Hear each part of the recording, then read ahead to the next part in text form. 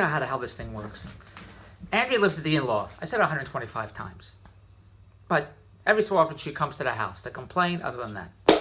She doesn't come to the house and say, oh my God, look at this beautiful house worth over $1 million. Look at all the land and real estate's going up. Boy, am I lucky to have a house in this beautiful neighborhood that everybody wants to live in. All the Jews want to live here. It's close to a shopping center, close to schools, close to the bus, everybody wants to live on our street. Boy, are we lucky. No, she doesn't say that. She says, this house is a mess. How can you live in this house? Why don't you clean up the house? That's... All right. I bought jeans around Christmas time. I'm a size 34 waist. I asked a friend of mine, are you a size 34 waist? He said, yeah, when he was 8 years old. Well, it's still, I washed them, they're tight. You think I know what the hell's going on. I put them in the washing machine, I put them in the dryer. So I need to move the button over. So I took them to the cleaners to move the button over. They moved the button over. Well, the string is coming off the button. The thread's coming off the button. So I have to take the jeans back to the cleaners. They fix the button, but I never, sounds like a joke, I never get the car. Andrea has the car. Jared has the car. I can never get the car.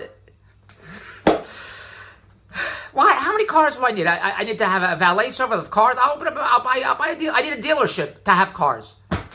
So finally, I said, Andrea, I need the car. This was 2 weeks ago. Last week when I said that Andrea loves going to funerals, I said she went to Andrea's cousin's wife, mother's second husband passed away. She had to go to the funeral. Go watch that. No weddings and a funeral. Go watch that blog.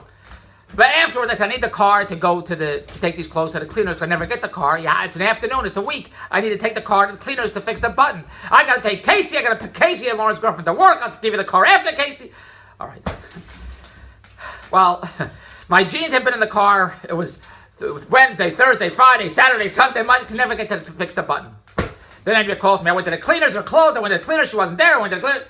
It's been 2 weeks. Finally, she takes the clothes to the cleaners. She won't have them until Tuesday. She'll have them on Thursday. She'll have them next Wednesday. I think I gave Andrea these pants in 1942. That was the last time I gave her the pants.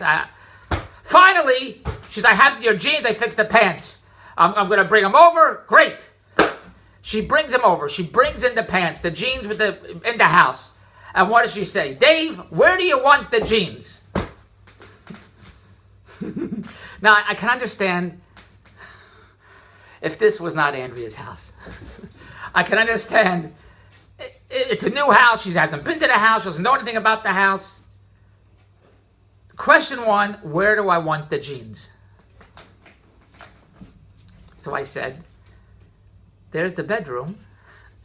Hang up the jeans in the bedroom. Right there, the bed, the Louis XVIII bed she bought with the railings. It's like Scrooge's bed. I said, hang them up right there. She says, I'm leaving the jeans in the kitchen. And she put them in the kitchen. I have jeans in the kitchen. Now, when I want to get dressed, I get up in the morning. I take a shower. I brush my teeth. I go in the kitchen. I get dressed. Now, I didn't say anything. I didn't say, why would you put the jeans in the kitchen? They're clothes. You just took them in from the cleaners. What do you usually do? When you go to the cleaners and you get clothes cleaned, when you go to do the wash, and you take the clothes from the wash, where do you usually put them? In the backyard? I don't know where else. In the doghouse? Where do you put them? In the bathtub? Where do you put them? You put the clothes in the bedroom when you get dressed every day. Where do you put them? In the refrigerator? I couldn't say that. I can't say it. I cannot say it.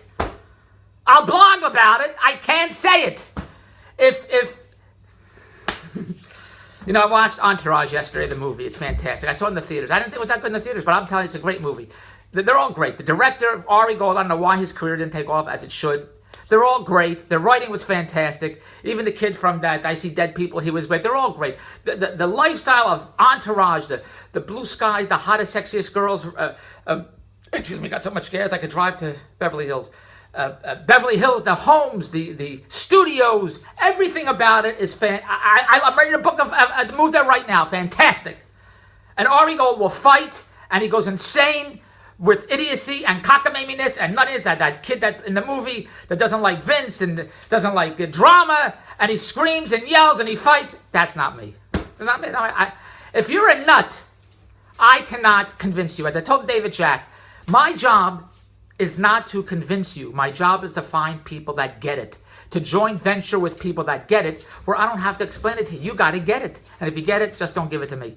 If you get it, you get it. We make a lot of money together. And I'm in the cash business. That's all I'm in. I don't care which deal it is. That's the business I'm in, to make cash. And you got to get it. I will offer the deal to you. I will share the opportunity with you, but you got to get it. Like Uber. Mark Cuban was offered a deal to invest in Uber. He didn't get it. He said, I didn't get it.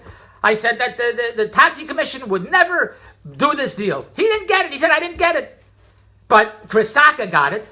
Mark Cuban now says he only bankrolls deals that are disruptive. Disruptive agencies. Airbnb is disruptive to the hotel business. Uber is disruptive to the taxi business and all the transportation business. That's Uber. Disruptive businesses. That's what he invented. Because nobody